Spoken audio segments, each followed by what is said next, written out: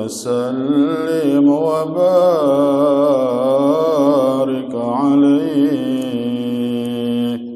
صلى الله على محمد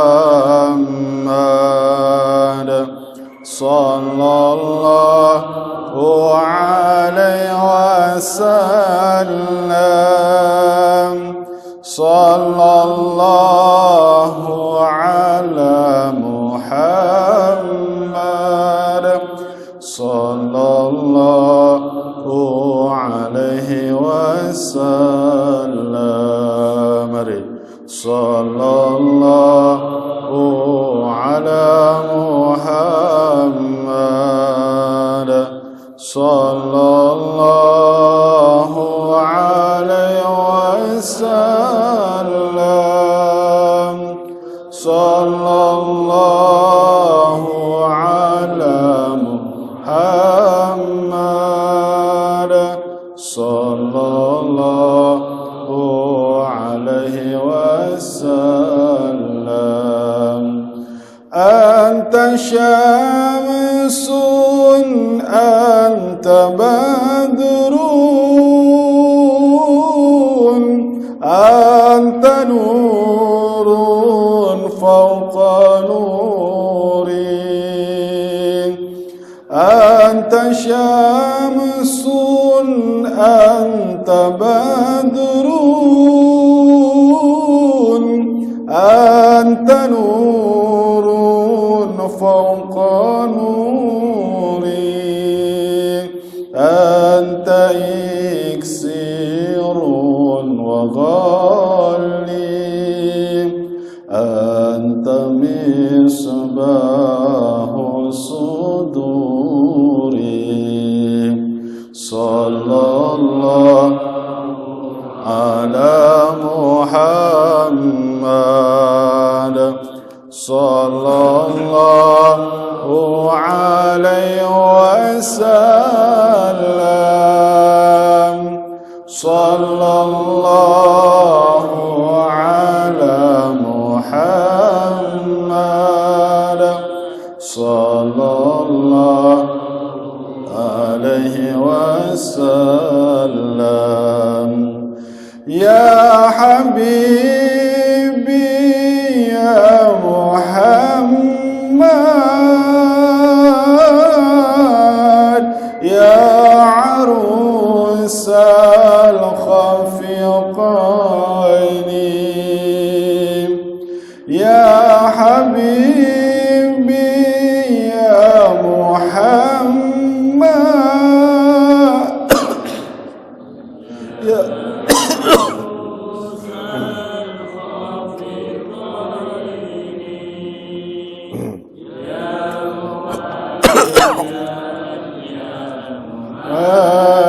هاجر يا إمام القبلتين. مري صلى الله على محمد صلى الله عليه وسلم. صلى الله على محمد صلى الله عليه وسلم.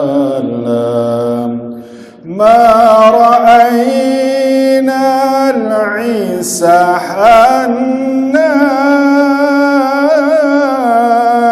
بسرى إلا إليك.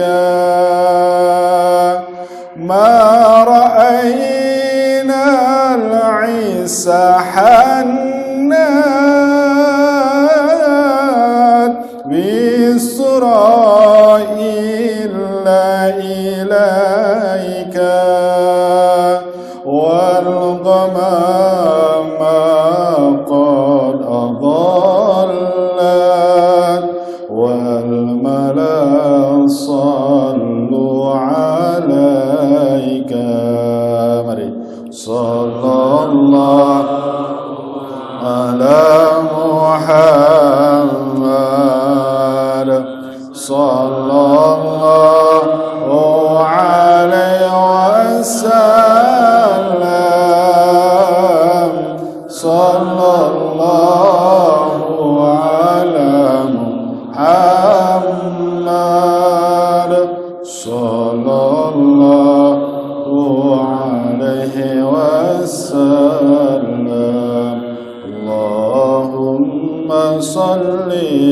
وسلم وبارك عليه.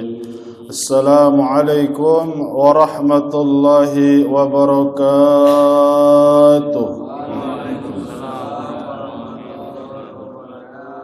إن الحمد لله صلاة وسلاما لرسول الله محمد بن عبد الله وعلى آله وصحبه ومواله ومن تبعه بإحسان إلى يوم القيامة. أما بعد، أشهد أن لا إله إلا الله وحده لا شريك له، وأشهد أن سيدنا محمدا عبده ورسوله.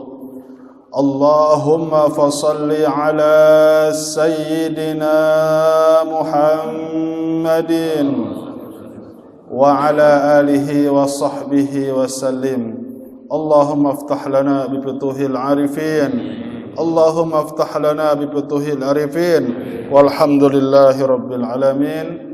Hadiratul kiram, bapak-bapak jamaah pengajian salat subuh berjamaah di masjid yang mulia ini, Masjid Al-Amin, yang mudah-mudahan yang hadir di sini kita termasuk orang-orang yang dipilih oleh Allah Subhanahu wa taala.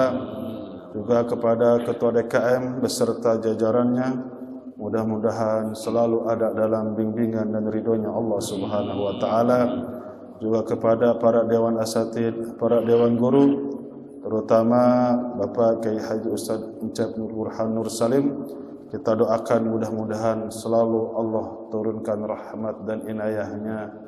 Mudah-mudahan Allah luaskan rezekinya dan Allah tinggikan derajatnya yang setinggi-tingginya. Semua para dewan guru, para dewan asatid, para dewan kiai, kita doakan mudah-mudahan beliau-beliau ini dipanjangkan umur, disehatkan selalu bil afiyah. Amin ya Allah ya rabbal alamin.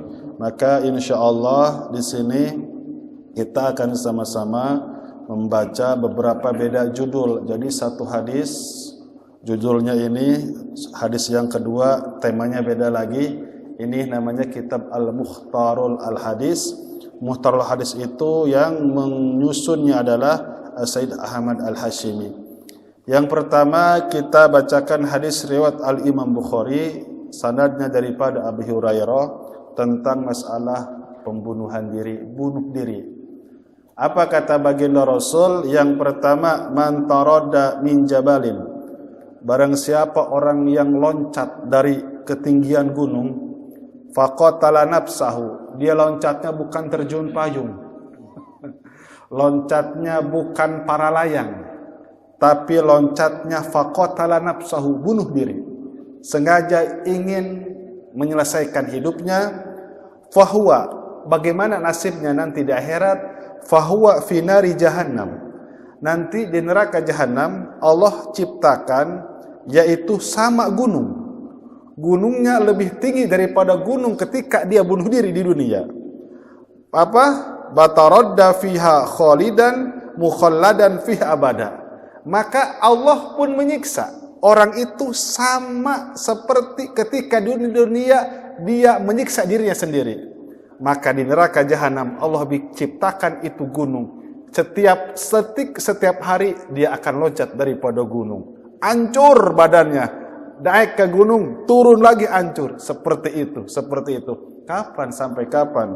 Mukhalladan fiha abada, kekal abadi dan selama-lamanya. Sudah khalidin, sudah abada. Khalidin sudah kekal, abadan sudah selama-lamanya. Selama-lamanya itu tidak ada hitungan. Makanya saya bacakan di loncat ini hadis daripada baginda Rasulullah sallallahu alaihi wasallam yang diriwayatkan oleh Imam Tabrani. Kata baginda Rasulullah bersabda, "Laukila li ahlin nar." Andai saja disampaikan oleh malaikat kepada penduduk neraka, "Innakum makisuna finnar." Wahai penduduk neraka, sesungguhnya engkau akan tinggal diam di neraka ini adada kulla hosotin fid dunya. Wahai penduduk neraka, kamu akan disiksa di neraka ini selama sebanyak hitungan kerikil-kerikil yang ada di dunia. kira-kira kalau penduduk neraka mendapat kabar begitu, sedih atau bahagia? La farihu, bahagia. Ada harapan, pasti aku akan keluar daripada neraka. Karena apa? Engkau akan tinggal di neraka ini sebanyak bilangan batu-batu yang ada di dunia. Berarti kalau masih ada bilangan, ada harapan akhirnya bilangan itu selesai. Mau 1 miliar tahun, pasti satu saat akan keluar daripada neraka. Pasti ahli neraka walaupun disiksa akan bahagia. Kata siapa? Baginda Rasulullah SAW. Begitupun walau kila ahli jannah. Ketika penduduk surga diberikan kabar oleh malaikat, innakum makisuna fil jannah adada kulla hasatin. Wahai penduduk surga, sesungguhnya engkau akan tinggal di dalam surga itu selama hitungan banyaknya kerikil-kerikil yang ada di dunia.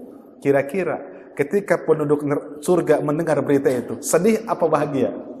Sedih. Lahazinu, berarti suatu saat akan dikeluarkan daripada surga. Nah, akan tetapi walakin ju'ilahum abada. Untuk hitungan di surga tidak berlaku lagi, untuk hitungan di akhirat tidak berlaku lagi. Yang kedua, waman tahassa summan. Nah, adapun orang yang bunuh dirinya tahassa summan, minum racun. Tahassa summan, mencicipi tahassa, minumlah. Faqatala nafsahu, cyanida. Gara-gara diputus pacar, dulu itu ingat minum baygon. Tapi enggak meninggal. Masih hidup, cuman dirawat. Dulu ingat kan, diputus pacar, minum baygon. Cerai, minum baygon. Nah, waman tahassa summan faqatala nafsahu. Dia minum racun tapi niatnya memang untuk membunuh dirinya. Namun luar biasa, siapa? Syekh An-Nawawi Zakaria Al-Ansori diracun sudah 100 kali. Bapak-bapak, dalam kitab tentang biografi beliau 100 kali diracun, tapi setiap beliau minum bismillahilladzi la yadurru ma'asmihi syai'un fil ardi wala fis sama. Allah takdirkan umurnya, Allah panjangkan. Nah, kalau ini sengaja bunuh diri, terus fasamahu fi yadihi. Terus apa? Maka orang tersebut yatahassahu fi nari jahannam khalidan mukhalladan fi abada. Disiksa di neraka sama siksaannya seperti waktu dia di dunia setiap hari di neraka jahanam akan minum air racun, bahkan bukan saja air racun, yang dia minum adalah air nanah dan darah. Nauzubillah summa nauzubillah. Makanya sudah santer dulu ya, di Jepang itu kalau mau bunuh diri bayar, kalau dirupiahkan 1 juta rupiah ya. Paling di sebuah gunung, ada namanya gunung itu orang yang bunuh diri banyak di situ. Siapa yang terkenal Pearl Harbor waktu pangkalan Amerika itu pakai apa? Pakai serangan kamikaze. Kamikaze itu apa? Bom apa? Menabrakan pesawat. Sebetulnya kalau nggak bunuh diri juga udah pasti disiksa ya. Karena mereka menyembah matahari. Apa?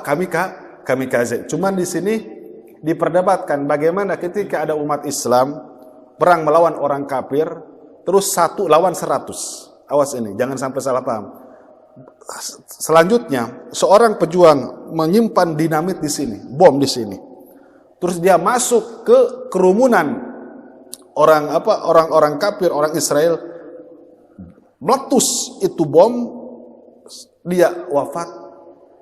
Itu hasil muktamar seluruh ulama dunia, itu faqad mata syahidan dunia akhirat. Itu masuknya dunia dan akhirat. Tujuannya bukan untuk membunuh dirinya, tapi untuk membunuh orang kafir, mengorbankan jiwanya. Nah itu, bukan bunuh diri. Tujuannya untuk membunuh orang kafir, tapi mengorbankan jiwanya. Itu Sahih Yasin seperti itu. Itu bukan bom bunuh diri, tapi faqad mata syahidan. Ingat dulu waktu perjuangan Indonesia Muhammad Toha di Bandung. Muhammad Toha, dia masuk ke gudang peluru, dia kunci itu pintu gudang, dia ledakan bersama dirinya. Muhammad Toha bukan bunuh diri, tapi dia membunuh orang-orang Belanda, berapa ratus bahkan ribuan, tapi demi apa? Demi untuk negara dia korbankan jiwanya. Jadi ingat ya. Tapi kalau yang di Sarinah itu membunuh diri. Bomnya lagi makan. Itu yang makan malamnya habis tahajud. Di Sarinah ya. Bomnya nggak salah tempat. Salah tempat. Jadi bom itu taruhnya di medan pertempuran. Jadi kalau itu memang bom bunuh diri. Baik. Yang selanjutnya, Allahumma sholli ala Muhammad. Wa man qatala nafsahu bihadidatin fahadidatuhu. Kalau ada orang, ketika ada orang yang bunuh diri menusukkan hadid besi, pisau, truk. Waktu zaman baginda Rasulullah sallallahu alaihi wasallam bersabda, ada orang yang terkena luka ya Rasulullah, bagaimana hukumnya? Maka Allah turunkan hadis qudsi, Allah sampaikan orang tersebut telah mendahului takdirku. Dalam hadis qudsi, orang tersebut telah mendahului takdirku. Dia telah mendahului aku, maka sepantasnya dia tidak ada di dalam surga. Baginda Rasulullah SAW menambahkan, orang itu di dalam neraka untuk selama-lamanya. Ketika Qazman ikut perang Uhud, ketika dia perang, masuk panah berapa puluh, dia tidak tahan, akhirnya dia ambil belati, dia tusukkan ke dalam perutnya, ke dalam jantungnya. Maka semua menyaksikan bapak-bapak, Abu Bakar, Sayyidina Umar, Sayyidina Utsman, Sayyidina bingung.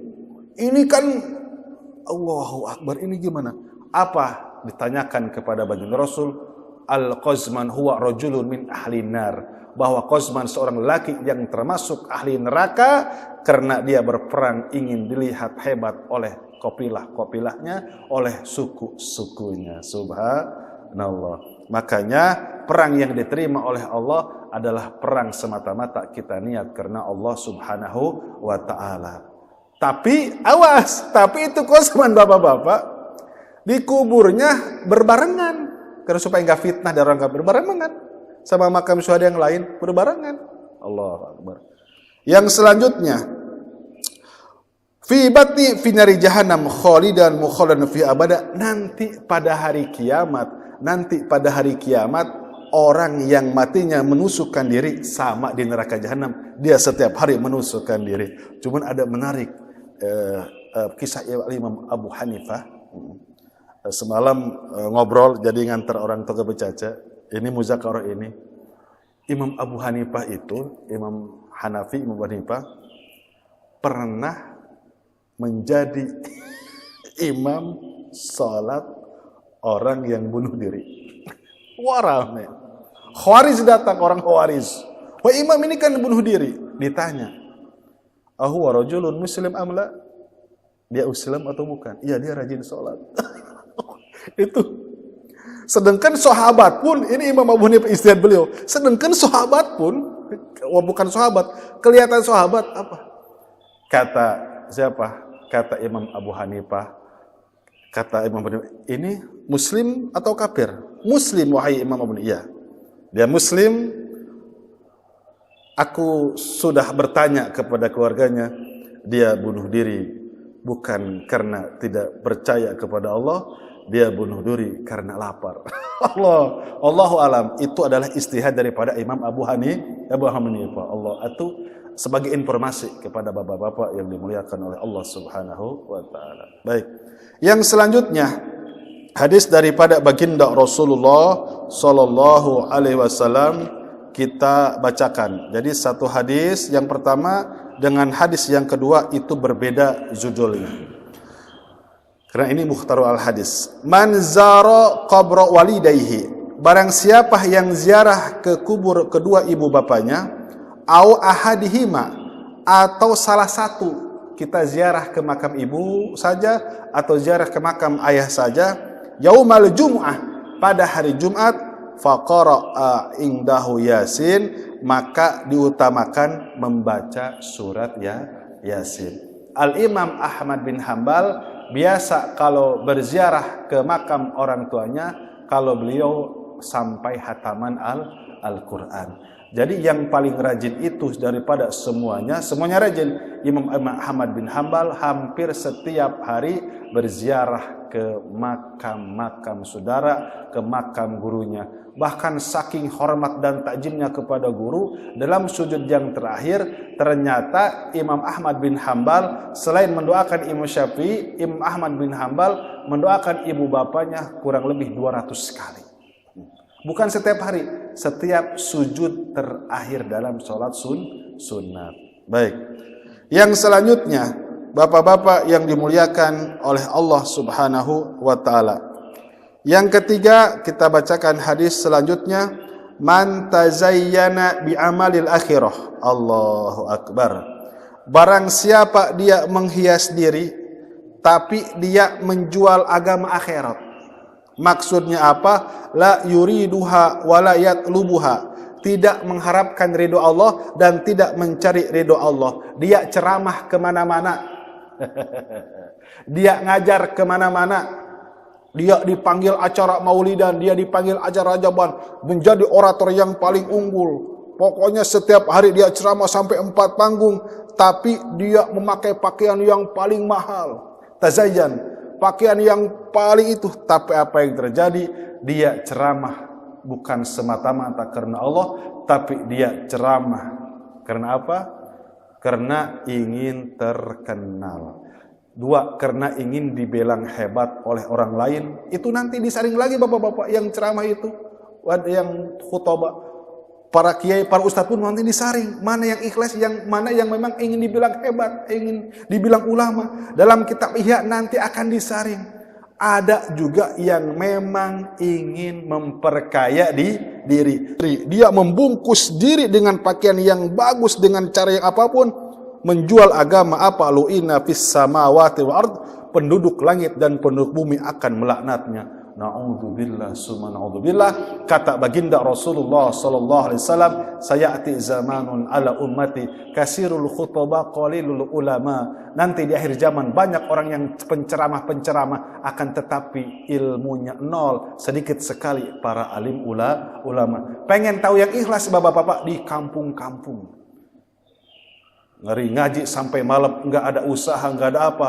Lilladzina uhsiru fisabilillah. Orang fakir, orang miskin tapi elit. Apa? Orang tidak punya harta tapi ilmunya banyak. Enggak digaji. La yas'aluna nasa illa apa, enggak pernah minta sama manusia. Di kampung-kampung tuh, bapak-bapak. Santrinya ada 100, yang bareng cuma 10, yang nunggak ke 90. Tapi terus ngajar. Itu ternyata yang dinamakan ulama ul akhirat. Kita doakan mudah-mudahan guru-guru kita dijaga oleh Allah Subhanahu wa taala termasuk kategori ulama akhirat. Amin ya Allah ya rabbal alamin. Yang ketiga, hadis yang berbeda. Man ta'azzama fi nafsihi. Barang siapa yang mengagungkan dirinya. Awas. Itu kalau orang yang tukang, itu hasil doa saya tuh. Awas, itu dapat doa saya dia sukses. Man ta'azzama nafsi. Enggak ada doa yang tembus kecuali orang tua dan guru. Tapi ulah di aku, jangan di aku. Man ta'azzama fi nafsi. Ini rumah berapa tingkat hasil kerja saya? Awas. Qarun itu bedanya sama Nabi Sulaiman. Ketika Nabi Sulaiman ditanya hada min fadli rabbi liyabluwani ashkurun am akfur. Ketika semut. Bapak-bapak ingin tahu bahasa semut? Pengen tahu enggak? Wa qalat namlatun udkhulu masakinakum la yahtimannakum Sulaiman wa junuduh. Itu omongan semut. Wahai para semut.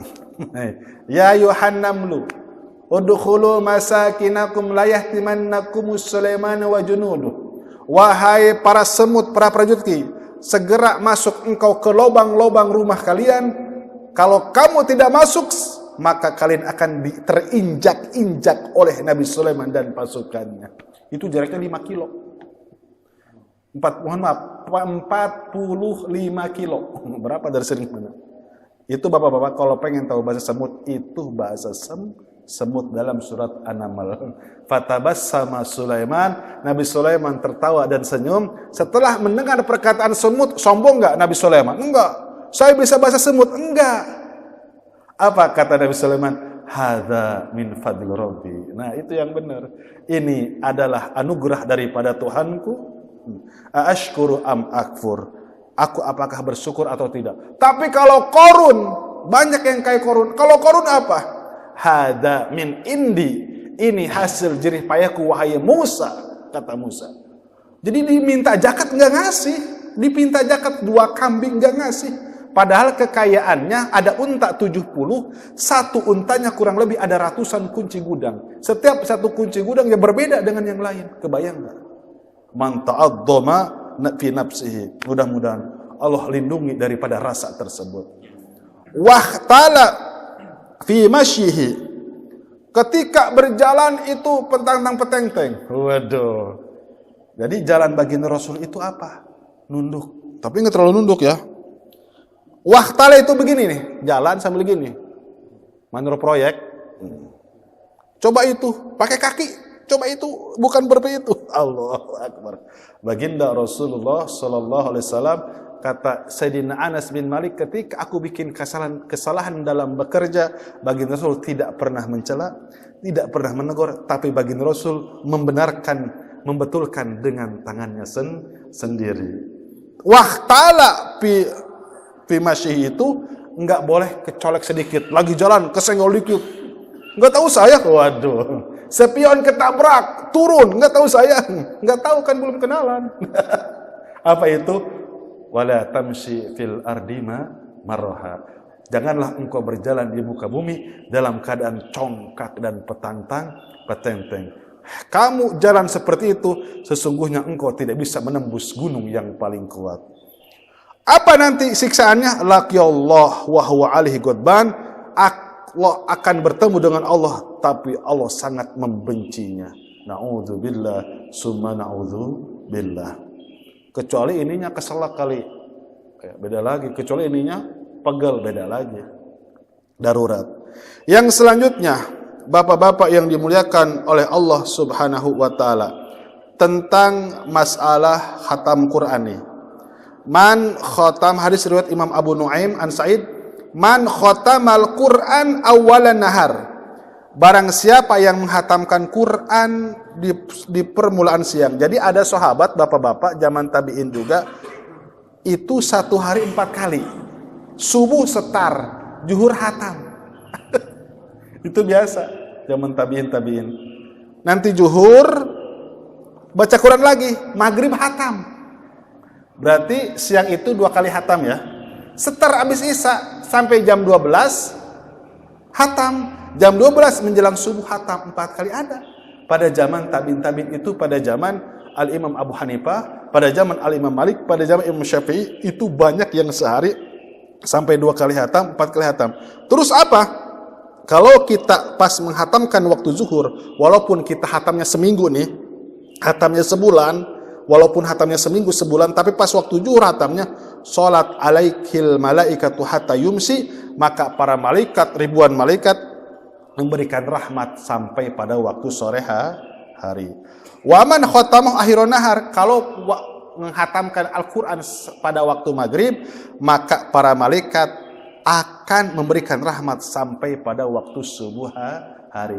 Bapak-bapak, jangankan hatam Quran 30 juz, baca surat Tabarok saja, insya Allah cucuran rahmat tidak akan pernah berhenti. Bahkan Allah akan jamin jasad kita akan utuh, tidak dimakan oleh belatung. Tabarok aja, tabarok. Satu surat aja, bapak-bapak, andai kata karena kesibukan yang luar biasa, baca surat Tabarok aja. Mau tiap malam Jumat, itu ada bapak-bapak di daerah Bunar. Daerah Bunar, namanya Kiai Syirajuddin. Itu baca Tabarok 30 tahun masih utuh. Karena mau pelebaran jalan provinsi. Baca Tabarok, itu pun tiap malam Jumat. Coba, ini semuanya kasih sayang Allah, memuliakan orang yang tidak pernah melupakan membaca Al-Quran. Baik, hadirin yang dimuliakan oleh Allah Subhanahu wa ta'ala, kita lanjut hadis daripada baginda Rasulullah Sallallahu Alaihi Wasallam. Kita pilih-pilih ya, ini pilihan hadis. Man dzakarallaha fafadat aynahu min khasyatillah. Barang siapa dia berzikir kepada Allah, terus tidak terasa itu air matanya mengalir, Bapak-bapak. Air matanya mengalir terus hatta yusibal ardo. Itu air mata menetes sampai karpet truk atau sampai karpet tembus sampai tanah, maka apa yang terjadi? Lam yu'adzibhu yaumal qiyamah. Ketika itu tetesan air mata menetes ke bumi, insyaallah pada hari kiamat tidak akan pernah disiksa oleh Allah Subhanahu wa taala. Jadi begini Bapak-bapak. Di jantung kita ini ternyata dalam kitab Ihya ada gembok. Ada ruangan, ada kayak pintu. Baik. Nanti ada sokolah pembersih. Nah, baik. Kalau ini hati enggak pernah dibersihkan, nanti digembok oleh Allah. Truk dikunci.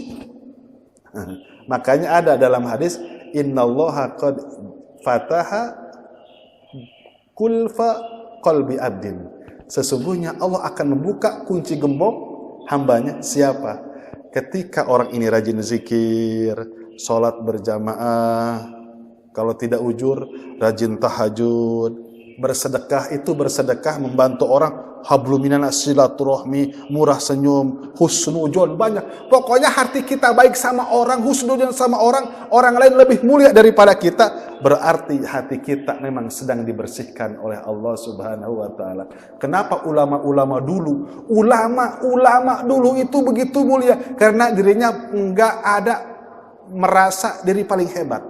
Apa kata Syekh Abdul Qadir Jailani? Ketika aku keluar daripada rumah, sesungguhnya seluruh yang pernah aku temui mereka lebih mulia daripada aku. Kata Syekh Abdul Qadir, dari mulai aku melihat orang, siapapun yang kenal atau tidak kenal, itu semuanya yang mabuk, yang penjina, itu semuanya lebih mulia daripada aku. Karena aku tidak tahu, mungkin nanti di akhir hayat dia menjadi kekasih Allah dan aku menjadi musuh Allah. Mana buktinya? Iblis. Mana buktinya? Qarun. Qarun itu hafal Taurat, keponakan Nabi Musa waktu masih miskin, waktu masih fakir, tawadu, hilim, sopan. Ketika menjadi kaya apa? Itu Taurat. Dalam kitab Tafsir Sawi, wa Tauratu kulluhum fi qalbihi. Seluruh kitab Taurat ada di dalam dadanya. Masya Allah. Mudah-mudahan ya Allah lindungi kita semua, terutama hati ini. Ini Masya Allah, ini nasihat buat saya. Terutama yang hafiz, yang memang ustadz, yang contoh-contoh dari kecil enggak pernah maksiat. Itu lebih besar lagi bapak-bapak, jenderalnya mungkin setannya. Mana? Sombong. Ketika ada yang datang, pemabok, miskin, kadang suka merhatiin. Ada, astagfirullah. Ini fenomena. Saya suka, kalau salaman sama orang nggak punya, itu salaman gini Pak, tag aja. Tapi kalau sama pejabat, kenceng, krok, dipeluk. Saya sedang belajar ketika ada itu tetangga setiap hari bawa apa? Sampah. Bawa sampah. Saya belajar, ini perang. Udah salaman gini aja. Tapi saya sekuat tenaga, saya pegang. Ya, pegang tepuk pundaknya. Itu orang fakir Pak. Digituin aja udah senang. Allahu Akbar. Itu berat. Setan itu kan pinter. Allahu Akbar. Mudah-mudahan Bapak ya, Allah lindungi hati kita. Karena bisa begitu dengan apa? Yaitu man dzakarallah, yang bisa menghancurkan hati itu atau apa? Kesombongan hati, banyak berzikir kepada Allah Subhanahu wa taala. Banyak astagfirullah, tinggal milih. Cuman memang sayyidul istighfar itu yaitu astagfirullah. Ada itu nanti ya bacaannya.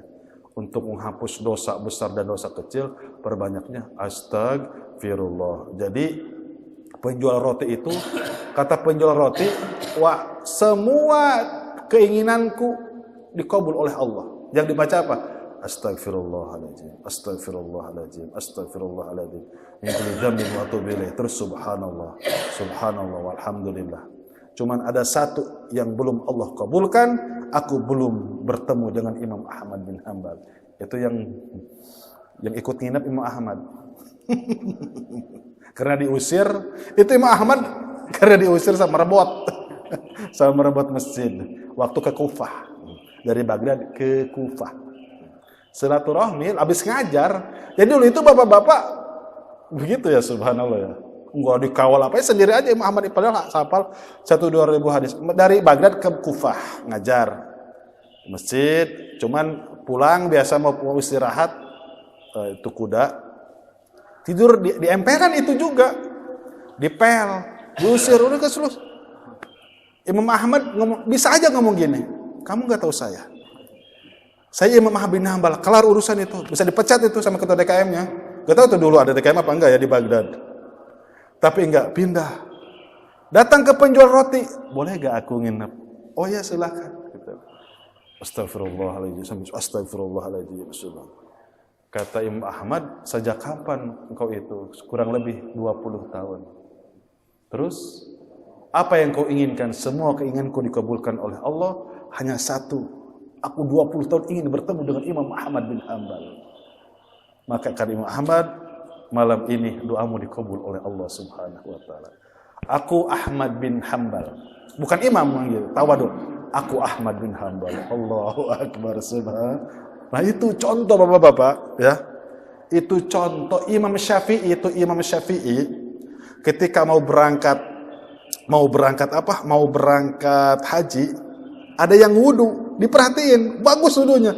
Masya Allah, wudu kamu baik.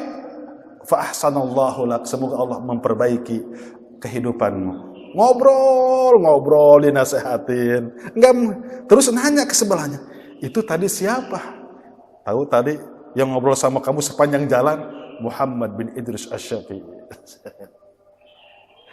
Ditanyanya, dari mana tuan? Oh saya dari ini, kata. Kalau itu sudah di Madinah, mau berangkat haji ke Mekah. Enggak, dari mana? Saya dari Madinah. Udah. Enggak gini, oh saya Muhammad Asy-Syafi'i, saya umur 14 tahun jadi mufti fatwa. Enggak. Pas nanya, itu siapa? Itu Muhammad bin Idris Asy-Syafi'i. Nah itu ketawaduan, kerendahan. Karena apa? Karena ulama-ulama dulu itu punya ilmu tapi zikirnya kuat gitu.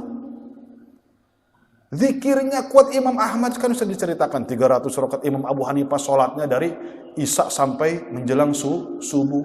Gara-gara ada yang ngomongin. Ketika mau belanja ke warung ada yang ngomongin, Masya Allah itu Abu Hanifah bin Nu'man, putranya Nu'man, itu sholat dari Isya sampai menjelang subuh. Kata Imam Abu Hanifah, perasaan saya enggak deh kalau dari Isya. Saya bangun biasa-biasa aja dari jam 3. Pas mendengar omongan itu enggak enak. Akhirnya karena itu menjadi beban bagi Imam Abu Hanifah. Semenjak itu sampai akhir hayatnya, Imam Abu Hanifah tidak pernah meninggalkan ibadah dari Isya sampai subuh. Subhanallah. Kalau hari ini, sengajain. Hebat. Satu hari 5 juz. Padahal sekali doang. Subhanallah. Baik, yang terakhir kita bacakan hadis daripada baginda Rasulullah sallallahu alaihi wasallam. Man zana aw syaribal khamra, barang siapa yang berzina atau yang minum arak, naza'allahu minhul iman, maka Allah akan lepas itu iman di atas kepalanya. Kama yakhla'ul insanul qamisa min ra'sihi, seperti halnya Allah melepaskan baju daripada gomis, daripada kepalanya. Jadi ketika berzina, mohon maaf, iman itu di atas, keluar. Lagi minum arak itu iman keluar di atas. Kalau ada tembus pandang setelah selesai zina, maka masuk lagi itu iman. Ketika saya bertanya sama orang yang suka penjinah itu, karena dia mucikari ya, tapi tobat ikut tabligh dulunya. Itu gimana? Kata dia, tahu gak? Setelah selesai berzina, itu langit seperti bumi mendempet jantung saya. Sempitnya, menyesalnya saya, kata dia. Tahu gak? Penyesalan saya itu ketika zina seperti langit berdempet dengan bumi. Nyesel banget itu. Kenapa? Imannya sudah masuk lagi. Ya. Imannya sudah masuk lagi. Oleh karena itu, ketika dulunya bagaimana segala dosa-dosa insyaallah. Wala tayasu min rahmatillah. Jangan sekali-kali putus daripada rahmat Allah. Bagaimana orang dulu itu bapak-bapak, siapa itu? Ibnu Al-Mubarak itu dulu mantan polisi Mesir, pemain wanita. Kalau orang Timur Tengah pemain wanita, udah semuanya itu. Tapi apa? Akhir hayatnya dia tobat menjadi seorang waliullah. Itu banyak. Yang dulunya sekarang waliullah, yang dulunya preman. Juni Al-Baghdadi mantan pegulat. Nah, tapi kalau Tuan Syekh Abdul Qadir Jalani memang soleh dari kecil. Imam Ghazali solehnya dari kecil. Solehnya dari kecil. Kalau di Indonesia siapa? Sunan Kalijo, tukang nyolongin beras bapaknya. Kadipaten ya, tapi menjadi waliullah. Nah itu bapak-bapak, selama tidak musyrik kepada Allah Subhanahu wa taala, terus kita benar-benar berzikir, bertobat, insya Allah diampuni oleh Allah. Makanya bapak-bapak kalau ada zikir khusus itu ada namanya di thariqah itu, baca la ilaha illallah sebanyak 100.000. Itu 20 jam. Ya berhenti sholat sambil berpuasa. Ada yang 1 jam setengah, berarti hitungannya 5.000. Ada yang 100.000 20 jam. Allah la ilaha illallah la.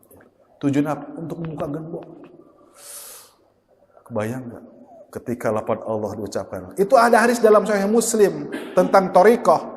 Kata Sayyidina Ali, "Ya Rasulullah, berikan aku wiridan yang memudahkan aku bisa mengucapkan kalimat la ilaha illallah ketika syakaratul maut." Kata baginda Rasulullah, "Ghammid ainaika ya Ali." Pejamkan mata engkau wahai Ali. Langsung dibaiat itu Sayyidina Ali, "Qul la ilaha illallah hayyul mawjud. La ilaha illallah hayyul ma'bud. La ilaha illallah hayyul baq."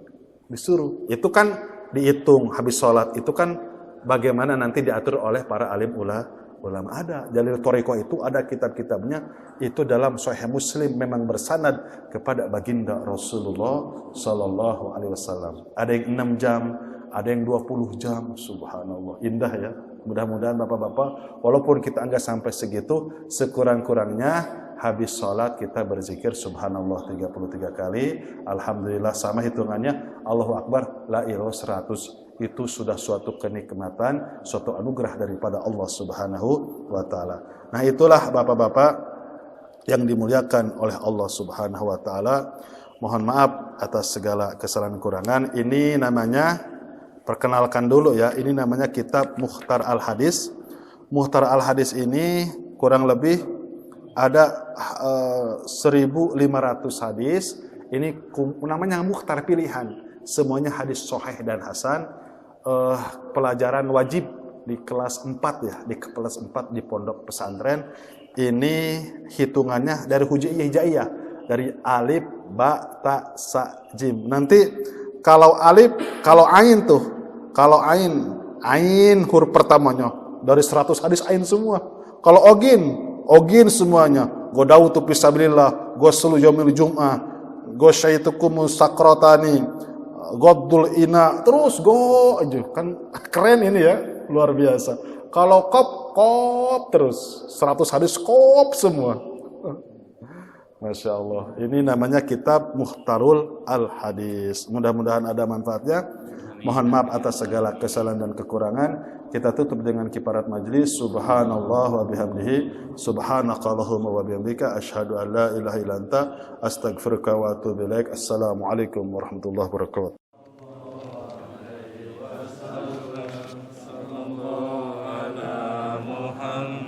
Sallallahu alaihi wasallam.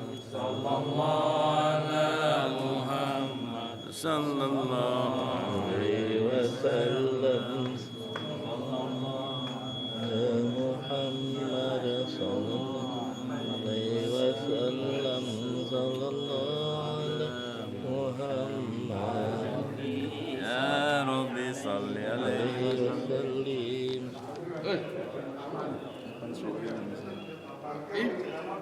Itu bos beda. Sekarang lagi di upload di